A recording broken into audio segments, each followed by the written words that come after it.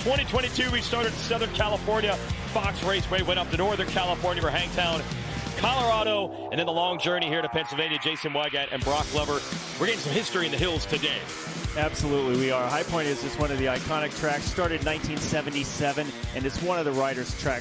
Definitely their favorite on the circuit. And beautiful weather today too. As you see, our schedule as we'll go throughout the summer. Unadilla in upstate New York, then the stretch run, Budds Creek in Maryland, Ironman outside of Indianapolis, and then back to California for what should be a banner year. Lucas Oil Pro Motocross qualifying coverage coming your way here on MAV TV Plus.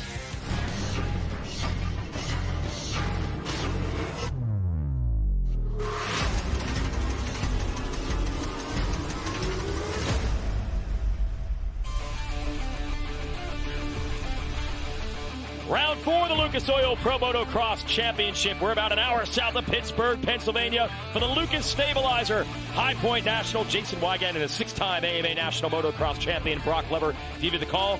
And Jason Thomas reporting for the racetrack. Let's send it down to JT. Guys, I'm down here with RJ Hampshire. RJ, you had a really tough get off at Hangtown. Made you sit out the Thunder Valley National. But this was a track that last year you were phenomenal at. We're on your way to a win, had a mechanical failure. First off, how are you feeling and coming into a race that you rode really well at last year? Yeah, I mean, I'm a racer, and this is our job. So if I can go racing, I'm going to go racing. That's kind of how I've been my whole career. And I feel like we lose a lot by not showing up. So I tested it out Thursday, and, man, I felt pretty good. So no reason to not come out here and give it my best and see what we can do. I really enjoy this track. I enjoy this dirt.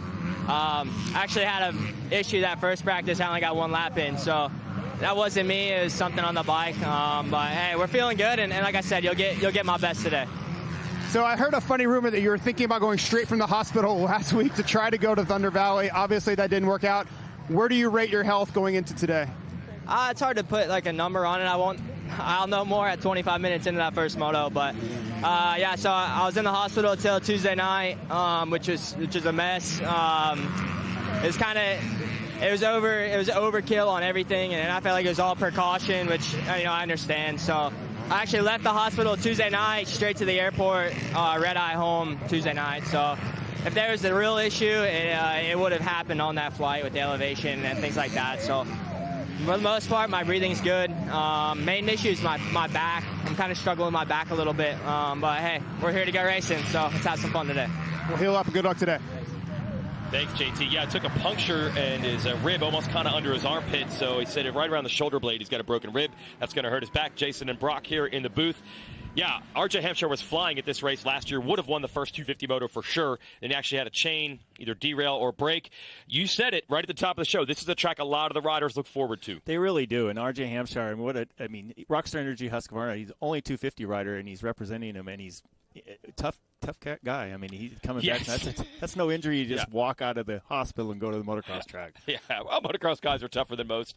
So talk about why these guys like High Point so much. Well, the dirt, for one, okay. And also just the atmosphere. High Point has had a long history. Since 1977, they've held a national here, and every single year since. This is the 45 edition. Unfortunately, we missed 1 year with the COVID, broke that streak, but it wasn't for any reason other than the COVID pandemic. However, the dirt here is always fantastic. The crowd's always fantastic. It's almost it has always been, Memorial Day weekend, and now it's on Father's Day weekend, so it's a special weekend all the time, and the riders just feel that energy when you race. Now, a lot of the old tracks we go to, we could look at photos of you racing it or even before that and say, there's the same section. This track has actually changed quite a bit and pretty recently. The improvements just continue here over and over at High Point Raceway. The paddock area is just fantastic. They've leveled it off for all the semis. In the old days, of course, we had box vans and things like that. Now it's just a nice level area. Very crowded with fans this morning. I could barely move around to walk. It was just packed with people. Long lines trying to get a glimpse of Tony Cairoli and Ryan Dungey and the Lawrence brothers. And then you see the dirt in the photo, on the screen here. It's just so loamy, so much traction, and it's just they've done a great job prepping the track. Yeah, and everyone after 3 rounds and 2 in California, 1 in Colorado, are saying, just get me east. We'll see how much better I'm going to do. Everybody seems to like the East Coast tracks. But there was some great racing last week, so let's show you the highlights. Round 3, Thunder Valley.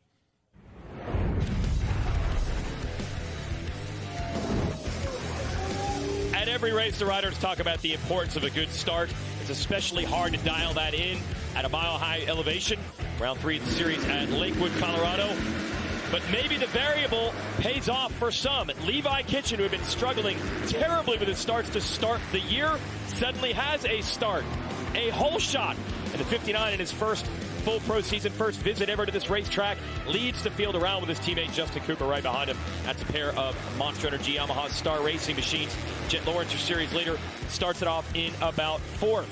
But moves up to 3rd around Styles Robertson, and then here is going to make the pass on his title rival Justin Cooper to get into the number 2 position. And then he'd make a charge toward the leader, Kitchen, but he wondered if Kitchen would be able to hold on. Fastest rider in qualifying was the number 29 of Michael Mosman on the Troy Lee Designs Red Bull gas, but he was down in the first turn, able to work his way all the way up inside the top 10, and then bike problems late dropped him to about 13th. Lawrence couldn't do it. He couldn't catch Kitchen, who goes from whole shot to checkers. First visit to the track, first ever career moto win, and in addition to that, he is so sick he could barely even stand after the race, and he knew he'd have to try to reset, relax, and rest up enough for moto number 2, but still a huge career accomplishment for him. So could the number 59 do exactly what he did off the start in Moto 1 and Moto 2? He could not, immediately getting pinched off the gate. And it's another rider who has struggled with starts this year, Hunter Lawrence on the Honda, who grabs the whole shot over his brother, Jett. So can Hunter do what Kitchen did and turn a whole shot into a win? He would immediately start to pull away. Now here's your battle. This is not Moto 1. This is Moto 2. It's just the exact same thing happening in the same corner at the exact same point in the race. Jett Lawrence takes the measure of Justin Cooper for second, just like he did in Moto 1.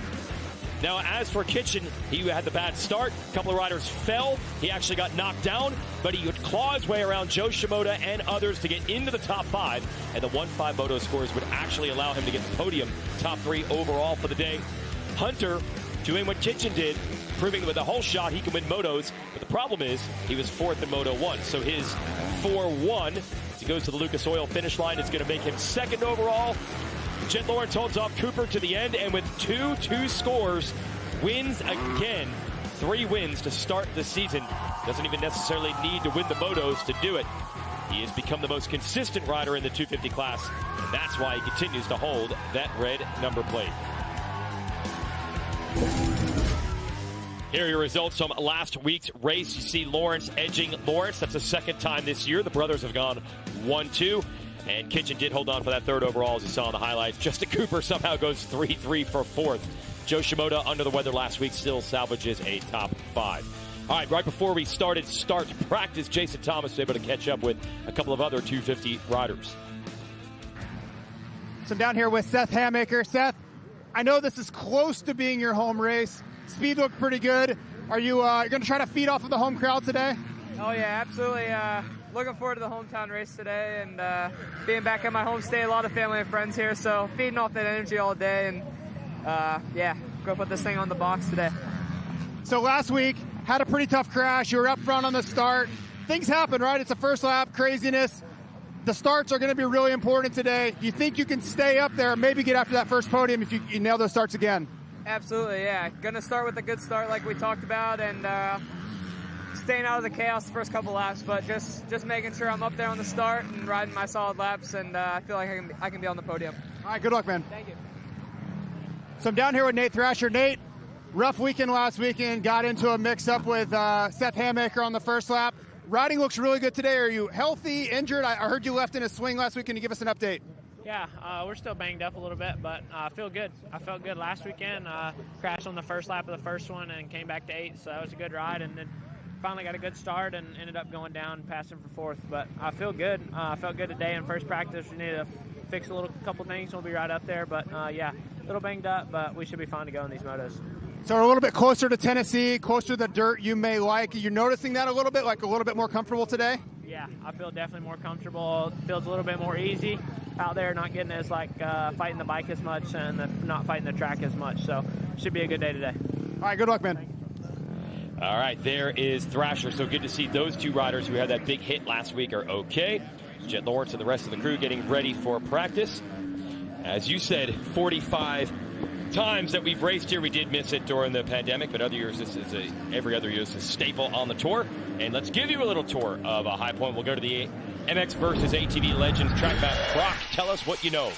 Well, one thing, uphill start. This not as uphill as it used to be, but still, it's very important to get out of the gate fast. Come down here, right-hand turn, and one thing, if you're not up front, you get separated immediately. And the big tunnel jump here that we used to see Ricky Carmichael jump and some of the other, Kevin Winter and the boys, but down the stair-step section here, hard right-hand corner. A couple of changes in the last year or two of the track, but it's just fantastic. Much better for spectators to see and much better spectator flow. The dirt here, terrific traction, good prep. This big hit triple here, this is a big aerial show. People love to watch that. And then right here, pretty good downhill gully. Doesn't quite show it on the map with an uphill jump. So again, a lot of elevation changes, down, up, and the riders just enjoy it the whole time. Off camber, back up a pretty good hill here, right-hand corner. And this is the beginning of what used to be called Bradshaw Boulevard as it comes out of the lowest point down there, up the hill. And then before it goes all the way flat, used to go straight there. Now it's turning and jumping back down. Another big elevation change, hard braking, deep ruts, braking bumps. Back up here, triple uphill, and into the corner here, and then the corner right behind the old starting gate, and then right past that beautiful new mechanics area with the team manager's tower, and back in lap at High Point. A lot of the change is actually designed to put the action where the spectators could see it. So they're going to get into the action this afternoon. There's no doubt about it as we celebrate 50 years of pro motocross. So let's cover one of the all-time legends of the sport, Mark the Bomber Barnett, a dominant rider who set an early standard for excellence in the 125 class.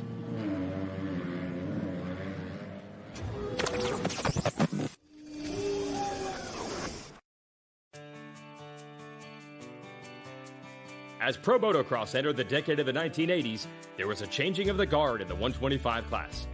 Three-time class champion Brock Lover yielded the mantle to Bridgeville, Illinois rider Mark Barnett.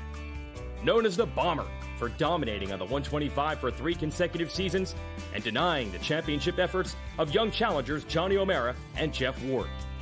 His record of 25 125 class overall wins stood all the way until 2001. And Barnett's 42 moto wins all came in the smaller bike, and he still sits 4th all-time in the class, nearly 4 decades after his last career win at Washougal in 1983. In his post-racing career, Barnett became one of the most sought-after track builders in the country, using his championship-winning experience to create challenging tracks for a new generation of motocross stars. The Bomber was inducted into the AMA Motorcycle Hall of Fame in 2001. You banged some bars with the Bomber, didn't you? You had some battles. You know, Mark was such a terrific rider, such a terrific champion. But to me, in my opinion, I think he's probably America's most underrated motocross champion. Wow. He was that good, and he was on his way to a perfect season in 1981, won every single moto leading up to the last round of Carlsbad, had a practice crash, broke a collarbone, I believe it was, and had to miss the final race. Geez. So he won every moto he competed in 1981, but that one crash into that perfect season. Yep, and also at Champion 250 Supercross as well. Those were great days for Suzuki there in the early 80s, the full floater. And even the look still looks pretty iconic when you look back at it now. Mark wasn't flashy, but he was very skillful. He rarely got out of shape, and he was tenacious. I mean, he never gave up, gave it his all the whole time, 40 minutes plus 2 laps, all the time. You knew he was going to give it his best every week. Awesome to celebrate some of the legends of the 50 years of Lucas Oil Pro Motocross Championship as we go to today's riders, and final qualifying session is underway. Those are the times to beat from the first session. The Lawrence brothers, Jett, just a 10th quicker than his brother Hunter. They were top 2. And it looks like Levi Kitchen is first out on track here. Yeah, Levi Kitchen had such a terrific first moto last week at Thunder Valley to get the whole shot and win. But what it did that impressed me even more so was that at one point Jett had closed in within a couple of seconds of it. And that's like, okay, this is going to be a situation where Jett's going to make the pass and move on. Yep. No, Levi picked up the pace at that point. Didn't slow down. Jett didn't slow down. Levi picked up the pace, and he was able to pull away for a comfortable lead and a comfortable win. So, impressive. Yeah, won by about 9 seconds. I had to bounce back in Moto 2 from some adversity. Had an early tip over. Actually got caught with that Hamaker and Thrasher crash we were talking about earlier, and still came back to 5th to get that podium. And I talked to him yesterday, and he said, now I know I can do it.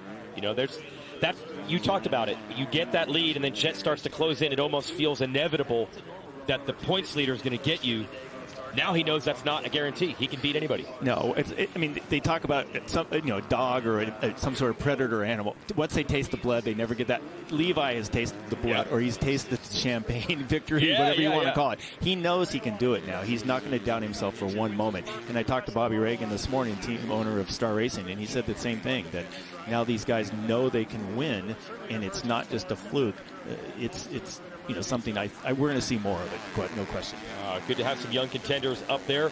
Look at the Cairoli Designs Red Bull Gas teammates. First, Pierce Brown, and the ultra-fast as of late, Michael Mosiman. Yeah, and that was an excellent shot to show how steep that is. Even on these powerful 250s, coming out of that corner, it's an incline and then up the face of a steep jump. I mean, it's a strong pull for these bikes. And then right here, we talked about the two gas riders.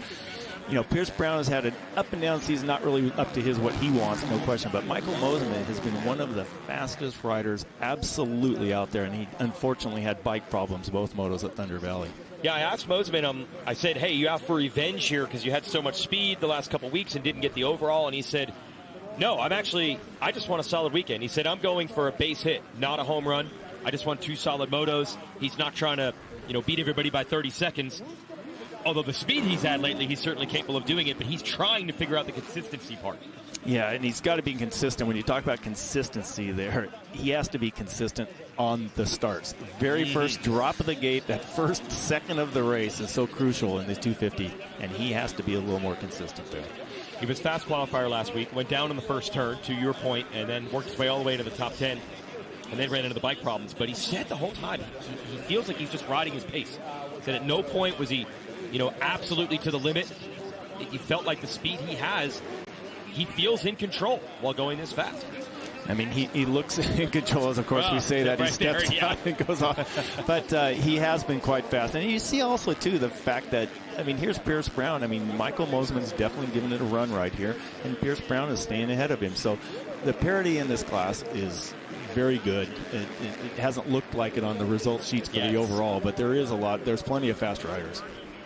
Yeah, that's the thing. Anyone coming in here, a fan just looking at the standings and sees that Jett Lawrence has won all 3 races and he's a defending champ, it seems like a walk-off. But really, the opener, I think, you could easily make the case he was the fastest guy there. The other 2 rounds, Hangtown and Thunder Valley, I think other riders probably left the track thinking, I was at least as fast as him, if not faster. A couple guys could say that.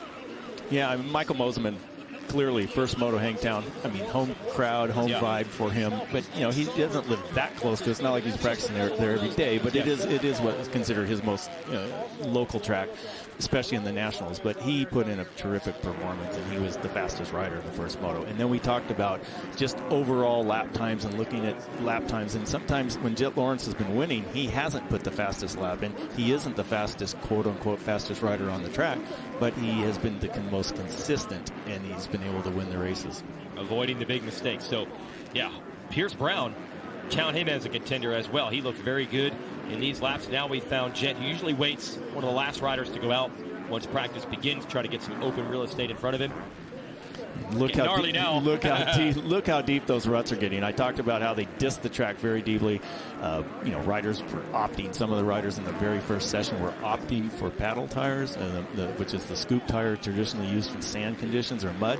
And now the track is firming up, more traditional of what we see here at the High Point Raceway. But Jett is outstanding rut rider, so these other riders better figure it out too. So.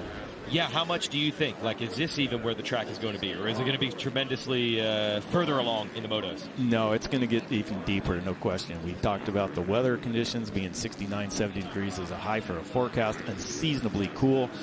The sun has there's cloud cover, and the track should not dry out. In the low parts where the water has been, settles, and you see this corner right here, there's getting to be a lot of different lines, deeper ruts, and this section right here, look at this. It's half a dozen or more main lines there, and it's very deep. It's the Beta Motorcycles drone cam, which has really helped illustrate the battles and watching the riders in the different lines. And I also think it gives you a better perspective of those ruts. And look at this turn right here. It's early in the day still. It is early in the day, and it's still in the qualifying sessions. You can see there's 15, 20 lines right there. Those are ruts. And you've got to pick those ruts up as you come charging down the hill. And this is very, very steep, so you're going to get a lot of braking bumps here. You can see some soft mud on the outside, but the ruts there's 4 or 5 of them, and they're dragging pegs. Send it down to Jason Thomas as the mechanic of the number 29, Michael Mosiman. JT. So I'm down here with Jay Burgess. Jay, it's been rough couple weeks. The pace is really good. You had your share of challenges, though. Is this going to be the week where it all comes together? We'll see. He hasn't raced here in a couple of years, so that's a pretty big advantage when you're looking back. But we'll see what happens. I mean, he's in shape. He's in good spirits, 100% healthy. So, yeah, I have to wait and see, I guess. Bike all sorted out now. I know that has been a struggle at Thunder Valley. Is everything back to normal for this week? Yeah, it wasn't anything on Michael's end last weekend. It was mechanical. We let him down 100%. So it sucks for him. He didn't really get to show what he's capable of there. It's part of it. Motorcycles, hey, sometimes they break. So good luck to the team this weekend. Well, there's a chance, we're at elevation last week. That might have been elevation induced. I don't know if they even know. But there's a chance that that's not going to carry over here, and it could be a good day for him. Yeah, JT is tearing the scab off the wound there a little bit with Jay. But it's true. You have to say what it is. I mean, he had two motos mechanical 2 years in a row. That's got to be beyond frustrating for a top factory rider like Michael Mosiman. But he sits on top of the qualifying right now. He's the quickest rider with a 2:06.8, and look, we talked about Pierce Brown, his teammate. They both looked really strong, and Michael Mosiman maybe pushed Pierce into that second place time. I'm not sure, but we'll have to see how long it stays there. And just as I say that, I get the announcer's curse, and Seth Hamaker goes on top with a 2:04, quite a bit quicker. That's whoa, boy, that's 2.4 seconds, 2.6 seconds. Yeah, it's quite a bit faster. But they're still chasing that Jett Lawrence 2:02 from the first session. Yeah. I'll give you the FMF battle box here so you can both see that's Jett Lawrence there on the lower right. I believe that was his brother Hunter in front of him. In this turn a lap ago, Hunter went around him. And then you can still see the Trulli boys. There's Mosiman on the upper left. But the 2:02, what do you think? Is anybody going to be able to, is the track getting slower? Is anyone going to be able to top that first time? Or is the track slowing down? Well, last I looked at the times, the 2:02 from the 250s was quicker than the 450s. And boy, that's not something that you see often anymore. You used to see it once in a while, but not more recently. The 450 guys have almost always been faster. So track was clearly not as deep. The ruts weren't as deep. Bumps weren't developed yet. So it could hold all day. Yeah, it might slow down, and that might give Jett the top time. But we'll see what Mosiman and crew can do. So Seth Hamaker, yes, he does have the hometown vibe and the fans and the family here, as JT found out from him. But not the track itself. He said he only has raced here one time. I think a regional qualifier for the Monster Energy Loretta Lynn's Amateur National. That's it. Has never raced here as a pro. So Hamaker doesn't have that advantage, although, I don't know, maybe the dirt, maybe.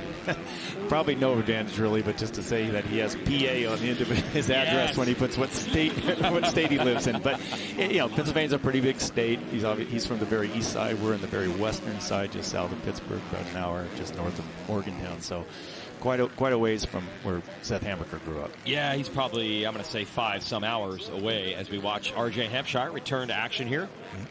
And 14th quickest right now. He might change that on this lap. How about that? Brought back that wall. Yeah. I mean, the old wall. That's the iconic feature of the High Point Raceway from the 70s. That was where the finish line was. I remember having a great battle here with David Bailey, I think the first moto in 1984, and that wall feature was still there. You could bank off of it if you got in there too hot. Yeah, they brought that back last year. That was cool. It's not exactly in the same spot. I'm sure that's nothing you would ever practice, a turn with a berm with a wall in it. Was that odd to tackle that? No, but the fun part of it, at the end of the day, you could go over and look at it, and there was like, there's half a dozen tire tracks on it. So people got into it. Because you came down, and that was actually, you came almost backwards on the start, which was downhill, and then went into a left-hander, a little off camber, and if you came in it too hot, you could slide over into the corner and then right into that wall. But it was kind of cool to do, actually. Oh, it's good to have it back. The billboard turn. And we watch Hampshire. Yeah, I think this might be a better lap than what he's turned previously, cutting and slicing around High Point. Yeah, the extent of his injury, that was quite significant. I think you know a little bit more about it, but basically a stake from the track went under his armpit and into his ribs and just about punctured his lung, right? Yeah. He said he didn't puncture a lung, got lucky with that, but they were a little worried at the hospital just because it was a giant or not a giant open wound, but a deep wound, and took some cleaning out, and that's why he had to be in the hospital for so long. Didn't think he'd be able to race last weekend. He considered it, but with the elevation, he thought that might have been a problem. But he rode Thursday, said he felt okay, and here we are on race day, and RJ Hampshire's here. JT, what do you know? So I'm down here with Rockstar Husky team manager Nate Ramsey. Now, a little bit of a bittersweet weekend. You get RJ Hampshire back, who was winning last year, but you lose Jalik Swole, who was your winner last year. So can you walk us through what's an update on Jalik? Why is he not here? Yeah, it's a tough one. We're excited to have RJ back, but obviously with Jalik having such a good year here last year, good finish here last year, it's a bummer that he's not here. He's a little beat up from that crash last weekend, and we thought it was better that he sort of just take this weekend to regroup and go into the weekend off and really, come back strong for a Redbud. Do you guys have any sort of goal for RJ? It's been tough. We know he's not 100%. I mean, for sure, it looks like he's going to race. We spoke to him just before this practice, but have you set any personal goals for him this weekend?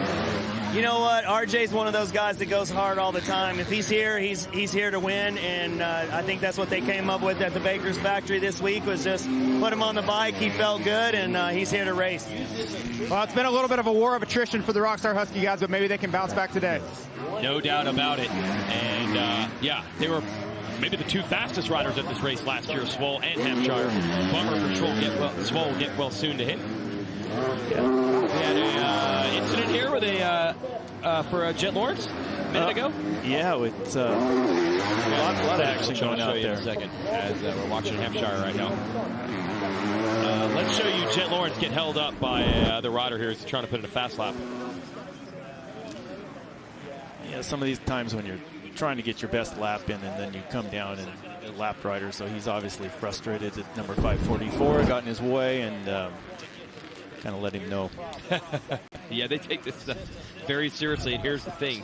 Jett might end up being a fast qualifier based on what he did an hour ago in the first practice, and that time probably won't even matter at all, but you boys put the helmets on, and emotions are high. So they're going to do some work on Mosman's machine. And he actually, the mechanical problem was an issue, obviously, last week, but he did tell me that a lot of the reason he feels he's riding so fast is because he loves his motorcycle. So they just put such a great bike under me, it's not hard to go this pace.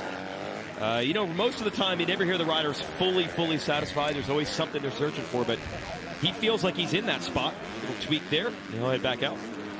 No question. Being an ex-rider, you're never completely happy with your motorcycle. But for me also, I was never really completely happy with my rides either. You always figure out there was something you did a little different or could have done differently or whatever it may be. I don't know that very few people could say I ever had a perfect day on a bike, but it's just you got to do your best you can. There is Hamaker, as we mentioned, got the crowd on his side. But as we also said, has never raced this track as a pro, raced it one time as an amateur, so not a lot of laps around the track. We'll see if the soil maybe is a little more familiar for him. He has opened some eyes this year outdoors. Due to illness and injury, barely even raced any of these pro motocross races. Only had 3 career starts coming into this year. But he's been quick pretty much every time we've seen him this season. Yeah, he's been quick ever since he was on small-wheeled motorcycles. I've been watching him for a long time. He's been very, very fast, and this year particularly he's been quite quick and had fastest qualifier at the very first round at Paula Raceway, and he's done really well. I expect him to have a good day today. Second quickest on the track right now. Jett Lawrence has now the top time, but it's not as good as his time from the first session. And then you just saw who's blowing by Hamaker. That's the 32 of Justin Cooper, who is the qualifying master. There he is. He's not bad at hole shots either. Yeah. I've never put this together. We talk about qualifying and who's quick, but it does lead to gate pick. 46% of the time in his career, he has been the fastest qualifier. That means 46% of the time he's at the first gate pick. Do you think there's something to the starts? Yeah, it's a remarkable statistic, no question about it. Again, half the time you're the fastest qualifier, for half the time you get to pick first on the gate. That's important, and you talk about getting the best gate pick.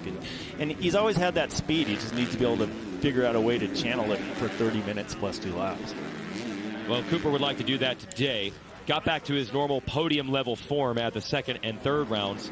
Last week he had third in both motos, but ended up fourth overall. But he's been around the box. The problem was, took a big hit on points, had a rough one at the opener. So he needs to stay consistent and then hope that the Lawrence brothers, who are up front in the standings, have their issues, open that door for him to get back in it. But good to see Justin Cooper back near his old form after a rough round 1. Okay, it's Father's Day weekend, right? Okay, I'm going to give you some fatherly advice. All right, my wife will be like, yeah, take whatever Brock says. Up and coming racers.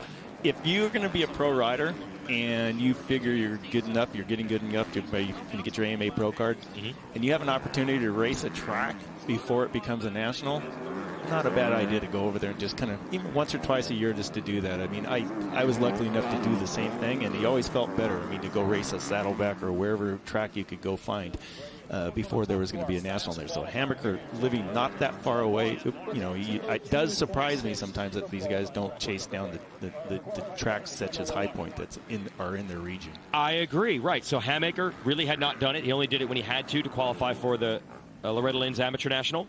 Justin Cooper's from New York, never really came here. Nick Romano from New York, never really came here. I mean, 6 to 8 hours for a motocrosser is nothing. That's a short trip.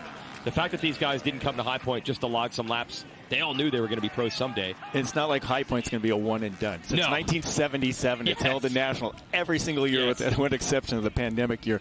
I mean, you're going to race. If you're going to be a pro rider, you're going to race High Point. Get out here and try the track. Because as the race develops, like there's that one corner, another corner, a line, like that line wasn't there in practice. And then all of a sudden, it develops during a race. You got to just instinctually know that, but the locals know it for sure. You see it at Southwick all the time. Yes, and Michael Mosman raced Hangtown a ton, won first moto there earlier in the year. So there, father's gift from Brock Glover. We'll be right back. The 50th anniversary season of Pro Motocross is brought to you by Lucas Oil. Keep that engine alive. General Tire. For whatever you do, General Tire delivers.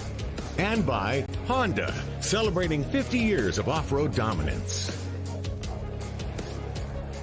Back at High Point, going to be a great day for spectating with the kind of weather we have here. It's going to be in the 60, 70 degree range, unseasonably mild. Here's your television coverage, MAV TV. All 4 motos live starting at 1 o'clock Eastern Time, 250s followed by 450s.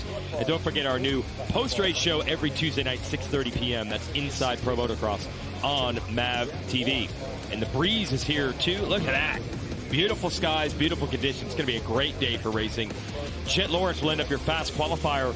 He actually topped both sessions today. He was the fastest in session 2 that we just watched. But his time from session 1 of 2:02 is even faster than that. So bad news, everybody. Jett Lawrence is on the gas. He's suffering from an illness the last couple of weeks, and this cool weather probably helped him out with that. Let's send it down to the podium. Jason Thomas has your fast qualifier. Guys, I'm down here with Jett Lawrence. Now, Jett, you've won every race so far.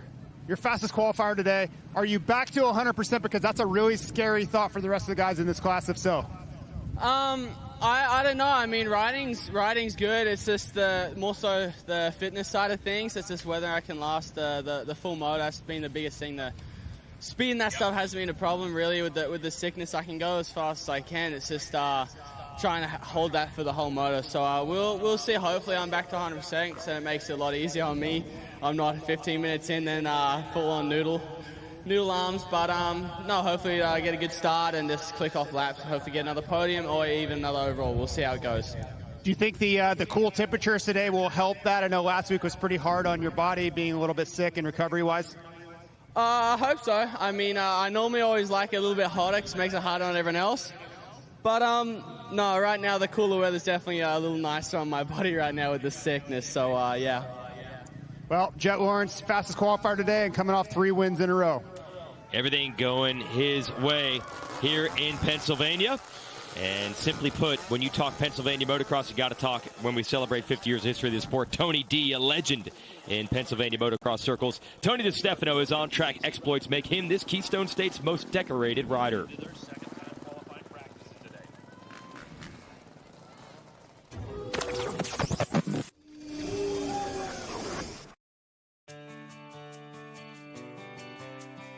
Bristol, Pennsylvania's Tony DiStefano is the Rocky Balboa of motocross and one of the Keystone State's favorite sons. In the very early days of pro motocross racing in America, Tony D scored 3 250 national championships, taking titles in an era of racing that saw the sport coming into its own. In 1974, DiStefano finished second in the 500 class standings riding a Privateer CZ. That earned him a factory Suzuki ride, and he would reward them with the AMA 250 Motocross title, a sweep of the 3-race Inter-Am Motocross Series, and the top American ranking in the Trans-AMA Series, earning 3 wins. DiStefano would go on to capture the next 2 250 national championships, becoming the last rider to win 3 in a row until Ricky Carmichael scored 7 straight from 2000 to 2006. But even more important than his racing career, Tony would pass on his knowledge of the sport by running the ever-popular Tony D Motocross schools. He was inducted into the AMA Motorcycle Hall of Fame in 1999. There you go, Pennsylvania's own Tony D, 3-time 250 national champion. His time at the top, eye injury. That cut his time at the top a little short. Maybe could have been more wins, more titles. Eye injury, I think it was caused, actually, believe it or not, from a screwdriver working on either a motorcycle or something. That's a terrible way to go. But, boy, Tony DiStefano, I mean, I think he won the very first Anaheim Supercross that they ever held, too. And then, you look at this photo. Oh, this is so good. We got to show you this picture. This is an iconic photo that we can show you here with Tony D. And that's here, right? That's High Point? Yeah, that is High Point Raceway right there. And you look at that photo right there, and it just makes you... I mean, they don't even, it's like every day at the office, no panic, no anything. They're both just holding their own. And yes. Yet Jimmy Weiner inside of Tony D making a pass on him. And I think that's where he got his nickname, the Jammer. And if he didn't get it there, he should have. He should have, yeah, because he's jamming it in there. I mean, literally like a punch to the face with handlebars. And they didn't crash as far as you know. I don't believe they did. I think it was just typical racing. So people think they didn't rub and race. And there's some aggressive riding even back in the 70s there. So that was a fantastic photo. All right. Some great memories there at High Point Raceway. Tony D, Tony DiStefano, and the Jammer, Jimmy Weiner, battling it out back in the day here. Let's give you the upcoming schedule for this series. We will have a weekend off after High Point. Then we had a nice run through some iconic tracks, Redbud, Southwick, that's the Wick 338. The weekend after, Spring Creek in Minnesota. And we'll go to Washougal, little time off, and then we're going to end it with 4 straight. Unadilla in upstate New York, Budds Creek, Maryland, Ironman Raceway in Indiana, and back to Fox Raceway in Southern California. That will wrap up a 12-round championship. A lot of guys say it starts when we go east. That's what we've done today at High Point. We'll be back with our 450 qualifying in a moment. The 50th anniversary season of Pro Motocross is brought to you by Geico. 15 minutes could save you 15% or more on motorcycle insurance. Motosport.com. Make your next ride your best ride. And by Monster Energy. Unleash the beast. So we're going to unleash the 450s in just a minute. Okay, so we've been talking about the track getting deeper and ruttier, so let's talk ruts here a little bit, Brock Glover. That's real key here. Oh, no question. Now, I want to say nowadays, the tracks are prepped more. We don't have the dust. They do tend to water them and disc them deeper, and the tracks develop more ruts. You can see on the monitor right now, it's just, these are deep. You've got to really focus ahead, look through the ruts, and it's just a technique when you're riding that you have to learn to do. And the modern riders, the successful ones, are the ones that can negotiate these ruts the best. And you said, actually, as the bikes get better and they go faster, you've got to look further ahead. Yeah, you're absolutely. Your closing rate on obstacles it's much quicker because you're going so fast. And the bikes, Eli Tomac, we talked about Eli Tomac and at Hangtown getting his bike set up right to where it wasn't dragging in the ruts. And once he figured it out, he was able to win that moto. And some of the obstacles got to see, not just the ruts, it's other riders. Let's give you a flashback to a wild one last year. Adam Cianciarulo is en route to a moto win, and a rider crashes in front of him at the finish. Uh-oh. See the checkered flags in the hand, and he does hold on to win it, but that was close. Yeah, that was a hard stopper for Adam, no question. But you can see right here, in my opinion, if I were working with Adam as a coach, I do believe he's focusing a little too close to the front of his bike. You really should be focusing further up to the right where the MX ATV banners are. And then you see right here, he doesn't see the rider starting to struggle until it's almost too late and then tries to get over, which I don't have any fault with that. I just feel like Adam could have taken the opportunity when he was in the air to kind of look up a little bit further. Here you see Eli Tomac and Ken Roxon focusing well ahead. Ken Roczen's well up here, and then Eli already is pivoting his motorcycle, looking and focusing quite a bit down the track. He's not looking down below his motorcycle. He's looking down the track where he's supposed to be, and he's already trying to anticipate a pass right there on Ken Roczen. Yeah, look at how gnarly this section Tomac is in. He's jumping through ruts, but he's well past that. He's not even thinking about that. Yeah, he's almost oblivious to the ruts that he's actually going over. He's looking 20, 30 feet down the road or even further. That's really good stuff there, and we'll get some more. Jason Thomas down on the starting line. Who you got, JT? I'm down here with Tony Cairoli. Now, Tony, rumor is that this may be the last round you race for a while. What do I have to do? Who do I have to petition? Do I need to start some sort of fundraiser? We want to keep you here in Lucas Oil Pro Motocross. Yeah, looks like our adventure will end here.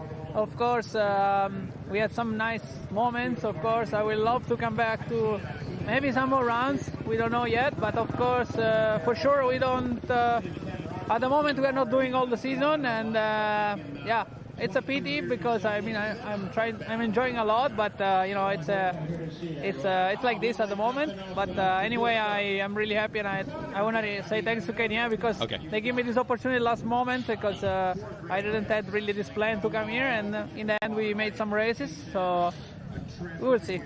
So I have to ask you about this scoop tire you're running. You've gotten 3 hole shots now. You're probably the only guy that's been running the scoop tire in the motos. Do you feel like that's giving you an advantage on the start, which I believe it is, but is it also a little bit of a disadvantage once you get out on the racetrack during the moto? Yeah, I mean, I like my condition is not so well, and my first laps also either, so I need to get a little bit in front with the start, to get a good result. But of course, on the track is not perfect. 10-4. Especially when it's so tacky like this, you spend a lot of energy because you have to hang on really a lot. But I don't know for the race after if I'm gonna run it. Depends how I feel with the track and how I feel my condition during this second practice. Well, guys, Tony Cairoli, 9-time world champion. Even if he leaves after this weekend, it's been a joy to have him here. No doubt, JT. Now, Brock, you're a tire guy, so let's talk a little bit about the scoop versus the traditional knobby.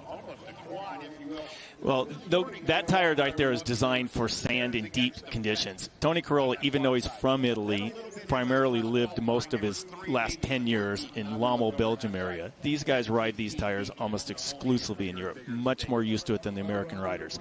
Tony even talks about the fact that conditioning isn't great. He knows the importance of trying to get a hole shot. Those tires are quicker out of the gate, no question about it. But the rest of the track? The rest of the track, he's going to struggle as the ruts get deeper and they get more firm at the bottom. The braking's not as good, and the traction's not as good in the hard pack. But in the loam, they're superior. Talked to the tire guys at Pirelli. They said they didn't even mount any other tires. He's going to go scoop all day, no matter what the track develops like. We'll see how that turns out a little later when we race the motos. This is cool. Doing all the stats. It's the 644th AMA Pro Motocross National. Hangtown technically has run the most events, and we always talk about Hangtown was actually around even before this series began. And 53 total champions, and we'll be profiling them all year long as we celebrate 50 years of the Pro Motocross Championship. So as part of the historic tour, we asked some of today's best 450 riders who they enjoyed watching race when they were kids.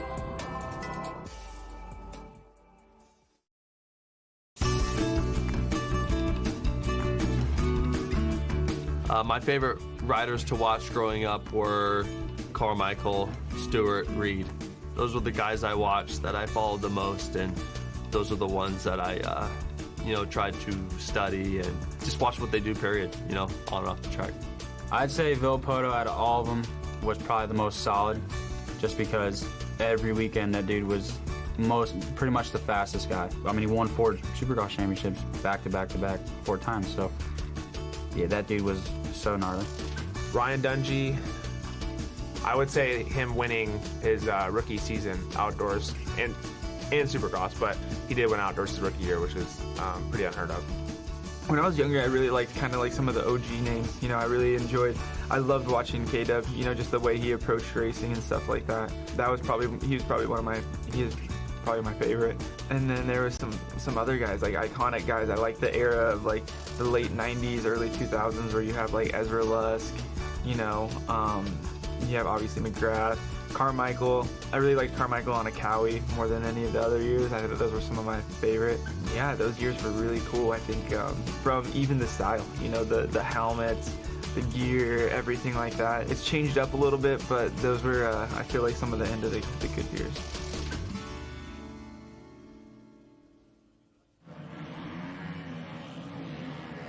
See, I love that. It really does give you a little window into the personality of today's riders. When you see Jason Anderson kind of picking the guys that were a little more loose, a little more style, 90s guys, Kevin Windham, and then Chase Sexton, who's a real serious competitor, is like, man, Ryan Dungey won as a rookie. I respect that.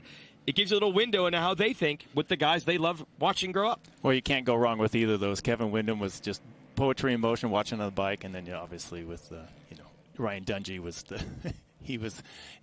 he got the work done, and so. Yep. And now another thing we want to talk about as we celebrate the history is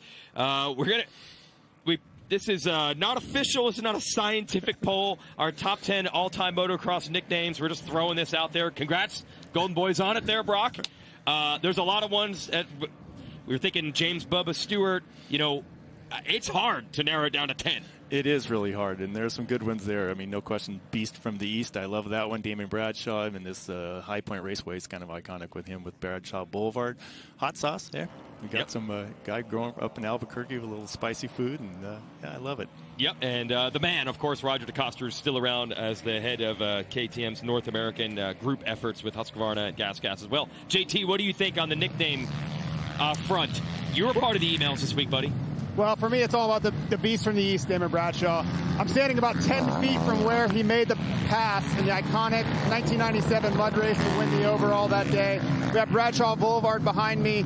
I get to work with him in my daily life at Fly Racing these days, and he was my hero growing up. So I don't know, I can't see the list, but he's number one for me. Well, we were going to have Damon in the booth, actually, this week along with you, Brock. A little under the weather, so we said to get well soon to the Beast from the East. Maybe we'll get him in another race. But, yeah, High Point and Bradshaw, that's like peanut butter and jelly right there. Exactly. We had some great racing last week at Thunder Valley in Colorado before 450 qualifying begins. Let's show you those highlights.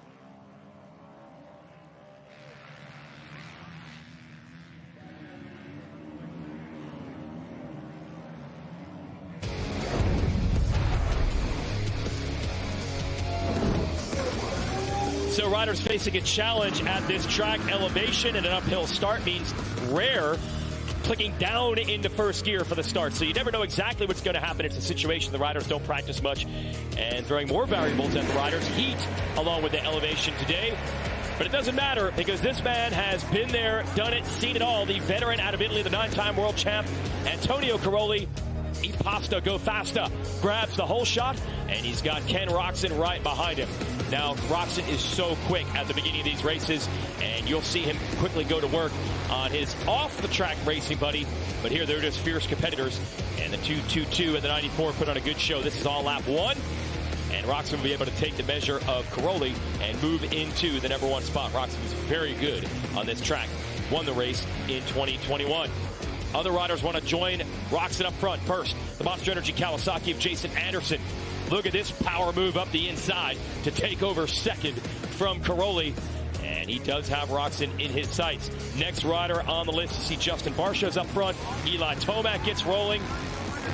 Tomac able to make the move on Barsha. But Barsha much improved. He was struggling to even be top 10 in the first two rounds of the series. So Tomac gets around him. Then goes up to Anderson. Watch Anderson eclipse this track marker on the side of the racetrack. He would not quite be the same rider after that. Don't know if he injured his hand or fingers or wrist after it, but Tomac able to take the measure of him and then get away. And then Tomac tracks down Roczen. Classic duel between two riders that have been fighting in this series for the better part of a decade. Roczen's so strong early in the races. Tomac's so strong in the latter half. And right there, the number 3 goes to the lead and listen to the crowd. Colorado native takes the lead. They love it. Roczen would immediately fight back. Couldn't get back around and come from behind fashion. That is vintage Eli Tomac. Wins the moto. And the partisan fans here absolutely loved it. So now Tomac looks for the overall win here in his home state. They're going to have to contend with Cairoli off the start again. This is 3 straight hole shots for the Italian. Yep, E-Pasta go faster for the second time. Roczen right behind him for the second time. Good start for Alex Martin and Shane McElrath, 3rd and 4th. Roczen knows what to do when he's up front early in the race, even more quickly into the lead than he was in Moto 1, and tries to get away. But much improved in this moto is Roczen's teammate Chase Sexton. He was 4th in the first moto. He quickly carves his way from about 6th to 2nd, and right here, Sexton takes the lead from his teammate. So a nice rebound after that first moto. Sexton said he ran out of tear-offs when he got muddy with all the traffic in front of him in Moto 1. He made short work of the field in Moto 2, headed toward a sure Moto win here on the last lap. And then just like this, it's going to come undone for the 23. He tips over in the ruts. Roczen was close enough to blow by and take advantage right here. And that's going to put Roczen into the overall position with 2-1 Moto scores. It looked like it was going to go to Tomac with a 1-3. Instead, Roczen steals the win 2 years in a row. Crosses the Lucas Oil finish line with the victory. And he had a tremendous battle along the way with Tomac to hold him off throughout that Moto. Those two have been doing it for a long time, and they enjoyed the fight. Bitter disappointment for Sexton. Roczen takes the win. Problem, like you kind of work the brakes up. There are your results. Tomac ends up 2nd overall. So we have 3 different winners this year in the first 3 races. Roczen, Sexton, and Anderson. Eli Tomac, not one of those winners yet. Emphasis on the yet. You got to feel like one's coming soon, maybe even this afternoon. Sexton does salvage the podium even with the crash. Anderson ended up having a little bit of a rough day. Ends up 4th overall. Lost some championship points. We are underway with bikes on track in our final 450 qualifying session. Justin Barcia definitely picked up the game at round 3 there at Thunder Valley. Didn't get on the podium, but was much closer than he was at the first 2 rounds where he was struggling to be top 10.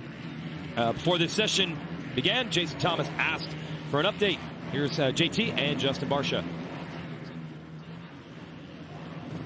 So I'm down here with Justin Barcia. Now, Justin, probably didn't get off to the start of the season you wanted, but we're back to the East Coast. Dirt's a little bit more familiar. You going to turn it up today or what? That's the plan. Try to get comfortable. Definitely didn't start out the season how I wanted, but yeah, we're working hard. Last weekend turned it around a little bit. Had us, ran the pace finally, so that was good.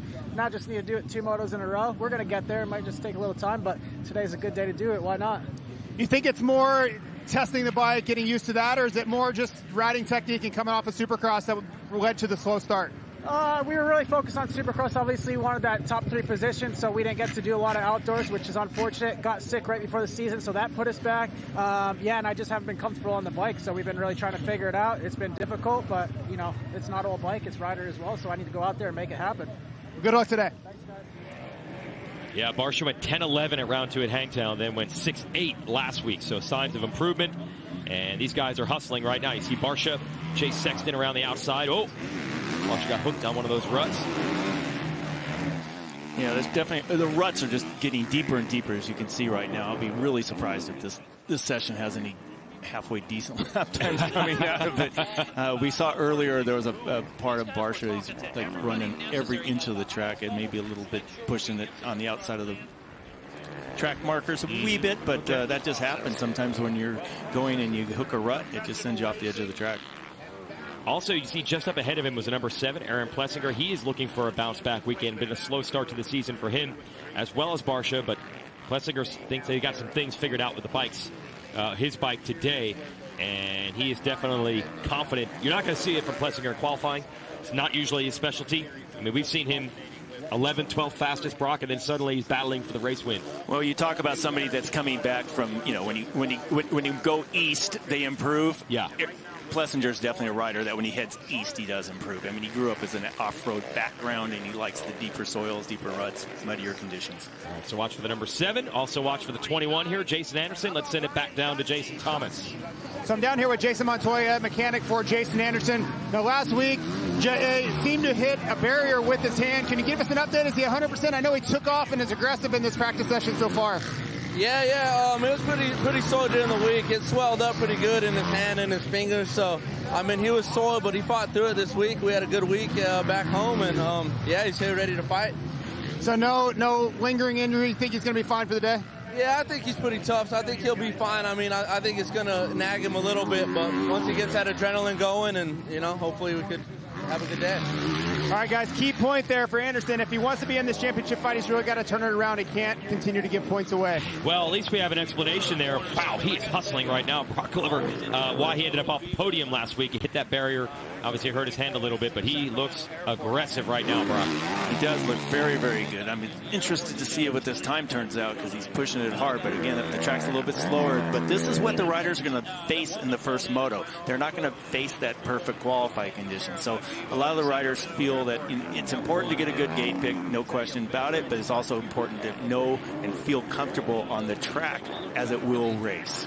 Is there an ETS Racing Fuels drone cam giving a good look at, well, it was Jason Anderson, but now a crash here for Aaron Plessiger. Back up here on the Red Bull KTM. And he was 5th quickest. Oh. Adjustments being made there by Plessiger. Hopefully he's okay. We go back to Anderson with the drone. And, man, he is so fun to watch. Definitely sending it right now, isn't he? Gunma cross track. There's that old wall we talked about that they brought back in just a little bit different location, just a few hundred feet away probably, but it's still part of Hangtown, or the High Point Lower. Oh, yeah. Hangtown. And then here's the tunnel jump, which was never intended to be a double. Yeah, the old version of it was quite a bit farther there, but it's still kind of a cool double jump now. Yeah, then Ricky Carmichael started busting it out. They got the beta drone cam here. And I remember one year Kevin Wyndham matched him, and they were going side by side over this jump that wasn't even intended to be a jump. That's kind of what's baked into the history of all these tracks, Brock. Things that were never intended to be done, they get done, and then no one forgets about it. Yep, coming up on a section I was watching a little bit earlier, Jason Anderson was hitting this right here, jumping all over that. See, they put that knob on the inside to make riders go to the outside to try to make it more equal if you do go to the inside. But Jason's turning his supercross skills into a fast lap here. You see the spectators along the hillside. That's where they built some of those jumps over there to get it in front of the fans. That used to be no man's land. Trees.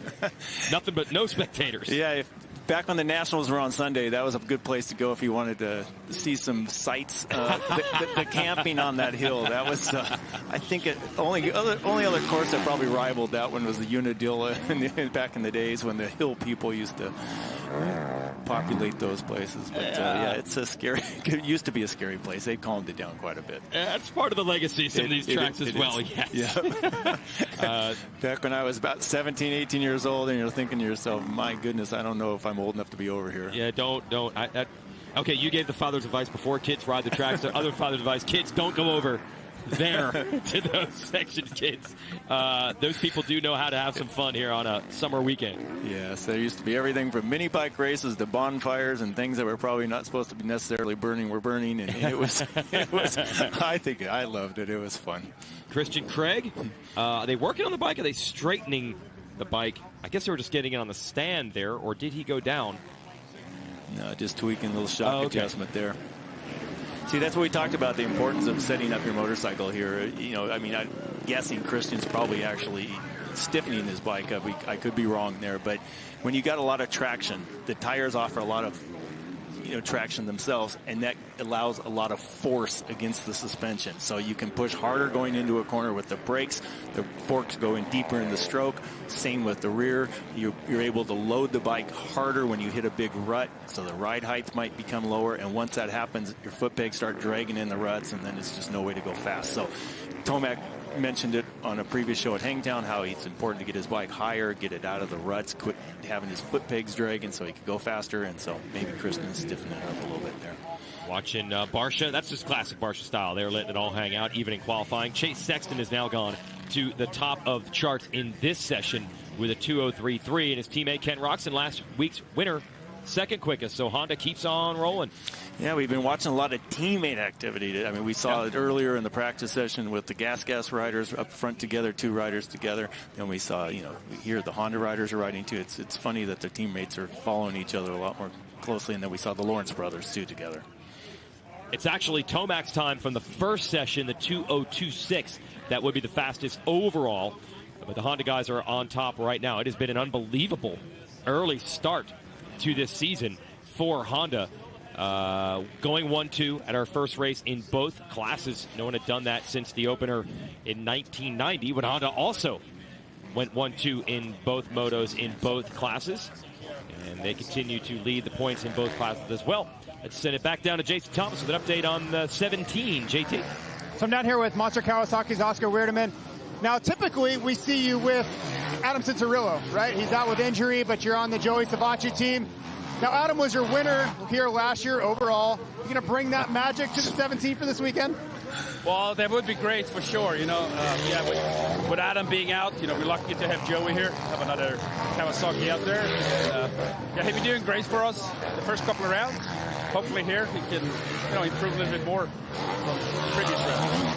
So as you guys progress throughout the season, do you think it's more Joey just getting back up to fitness, or is it, are you still working on a lot of testing throughout the week? Is it this kind of collaboration of both?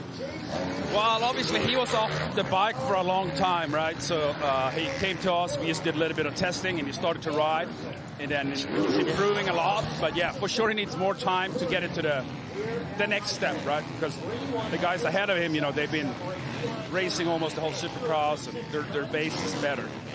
But he's doing good, and he's getting closer and closer. All right, guys. Well, Joey Savacci's got some pretty big shoes to fill coming off of last year's win. Yes, that's right. That bike last year, Adam Cincerillo crossed that Lucas Oil finish line with a moto win. He's gone 11-9, 8-9 in his 4 motos this year. So had a big battle with Barsha last week. That's a welcome back to racing. That's the thing, right? We're always watching those battles up front, but you don't go a couple more positions back. It's just as intense. Kawasaki's got something to be happy about, though. They've got Anderson now to the top on the 21. And Savacci, man, in his 250 days, he was great in qualifying. He's 5th fastest right now, so that's not too shabby. So the Cowies are rolling right now, Brock. They are rolling, and we talked to Oscar, obviously, mechanic. Oscar's been around a long time. He's from Sweden originally. I actually knew him when he was in Europe, but he's worked with everybody from James Stewart, with Chad Reed, Kenny Roxon. He came over. He was with Kenny for a long time, so he's been around, a lot of experience, excellent mechanic and excellent technician. Yeah, crew chief over there, and then it's Justin Shanty usually spinning the wrenches for either Cincerillo or Savacci. So big effort for Cowie for both of their riders, not just Anderson. But right now, Anderson on top, fastest time. And that's not just fastest in the session. By about 100th, he's quicker than what Tomac turned in session 1. So he's fastest overall, even on a track that we think has gotten slower. Yeah, we watched him there. No question, if he's able to qualify faster in the second practice, that's significant. So he's quite a bit quicker. The track's no question slower, deep ruts, big bumps, and this is much more similar to what they'll see in the races. Let's see if Tomac can answer here as we watch that number 3. That's the monster Yamaha Star Racing machine, and he was fastest in the first session. Let's see what he has here in session 2.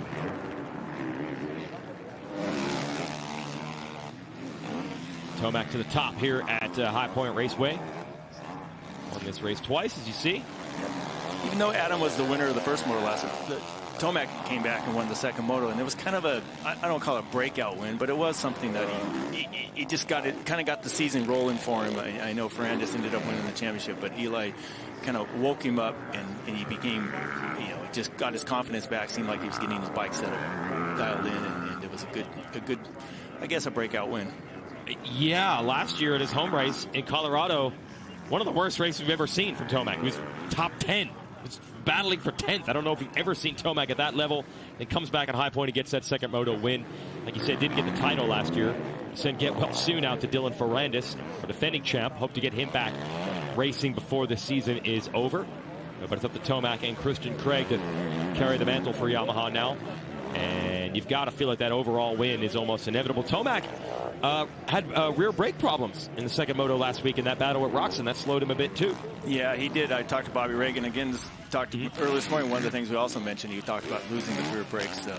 Eli Tomac lost it, but to me, I don't know if there was a failure or Eli was just abusing them. There is that balance between some riders ride a lot heavy on the clutch, other riders, watching the Lawrence brothers last week at Thunder Valley, going around the first corner, hands not even on the clutch. They're not clutching their bikes whatsoever. Even at the elevation, we're over 6,000 feet, they weren't even clutching. Other riders coming there just kind of almost, for me, when I watch them use the clutch that excessively, there's not really any reason for it. So yes, riders can be hard on brakes and clutches and different parts on their bike, but it's important if you're going to be pushing it to the limit to know where that limit is and to not have a failure like that. But, it ended up possibly costing Eli the overall. Yeah, if he had gotten around Roczen, he would have had it. And, almost an accidental knack there. Foot got kicked off the pegs. Yeah, Tomac is a guy that hammers on that clutch. There's no doubt about it. That's how he rides. Ferrandis actually does the same. I remember in his 250 days, Ferrandis, sometimes the bike would start smoking. They put in the pit board, stay off the clutch, and he told me, he's like, that's how I go fast. That's what I do. I use it. I remember that happening in Southwick National last year. As a matter of fact, you mentioned it. But the fact that Anderson puts it on the top in this practice, most of the riders are going to go back and say, yeah, what were my times? Yeah, it was a little bit slower than the first session. Understandably, track's a little slower. But then they look down the list, 4, 5, 6 names, and all of a sudden, wait a minute, Anderson was faster in the second. And not only was he faster in the second, he was the fastest rider and top qualifier in the second moto. Then you start worrying about Anderson. Yeah, and time's run out in this session, so I don't know if anyone's going to be able to answer that, or it could be Jason Anderson on top. See, Tomac's going to take the checker here, so no more time to put in fast laps. So it could be Jason Anderson sitting on top, pole position, and nice bounce back for him after 4th overall last week. Antonio Cairoli sitting in 4th. That's impressive there, ahead of Tomac, Savacci, Craig, Dungey, and Barsha. So Cairoli's finding his speed here on the American soil, and he has never been to this track either that I'm aware of. No, and that's difficult because they give you a lap. We got to roll the track, and then they start the stopwatches here. You don't get a lot of time to learn. Nope, you don't, and so impressive. Mm-hmm. So Jason Anderson on top in a 450 qualifying. We'll talk to him in just a moment. Sexton and Roczen round out your top 3 in this session.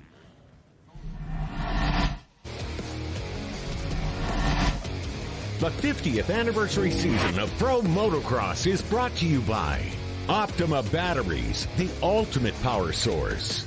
Honda, celebrating 50 years of off-road dominance. And by Lucas Oil, keep that engine alive. We are a wrap on qualifying today. If you want to watch the races, that's what you really want to do, the actual races, when we drop the gates. That'll start at 1 o'clock Eastern Time. 4 straight hours of coverage on MAV TV and MAV TV Plus. And don't forget our new post-race show. Myself, Brock Lover, Jason Thomas will give you the coverage of Inside Pro Motocross, 6:30 p.m. Tuesday on MAV TV. Got a lot of great motorcycle programming on Tuesday nights on the MAV TV Motorsports Network, so don't miss that. Jason Anderson firing back off the podium last week, on the podium this week, at least your fast qualifier. You know he wants to do it in the races as well. And the fans definitely cheering him. He's one of the popular riders of Send It to JT. So I'm down here with Jason Anderson. Now, last week we were all worried about your hand. We didn't really know what to think. Come out here swinging this weekend, so what hand injury? AME decided to put out a couple markers that surprised me a little bit, but we made it through last weekend. It wasn't the best weekend as far as my standards, coming off a win and getting 4th last weekend. I'm like, dang it. But let's go into this weekend. We qualified first, and I really like the track here at High Point. It's tricky. Traction's key, and let's do it. Jason Anderson back to form, guys. Yeah, we just saw the replay, the form last week. That barrier appeared on the track, and he wasn't quite the same after that. He rode okay, but it definitely slowed him. And good to see. Hopefully, it's not going to be a problem today. Caught him by surprise, no question. We talked about low eyes earlier. Maybe take a glance up further down the track. He might have seen it make an adjustment, maybe not. It's hard to say, but yeah, it caught him by surprise, and he hit his hand right on. That's good. That can be a season-ending injury if it's not careful there. So. Yep. And he's get the crowd support. Team Fried. That's his social presence. And even though he's from way out west in New Mexico, it plays well even over here in the hills of Pennsylvania. So Jason Anderson back to the Monster Energy Kawasaki rig. 450 class, it's still wide open, Brock. Should be a great race day. I'm looking forward to it. We don't even have to wait very long either. No. An hour or so. Yep. And we'll see if Jett Lawrence can keep the season win streak alive. Adam Cianciarulo won the first 4 in 2019. Jett Lawrence going to try to match that with 3 in a row coming into High Point. Thanks for watching qualifying coverage on MAV TV Plus. For Brock Lover, Jason Thomas, I'm Jason Wygant. See you at 1 o'clock.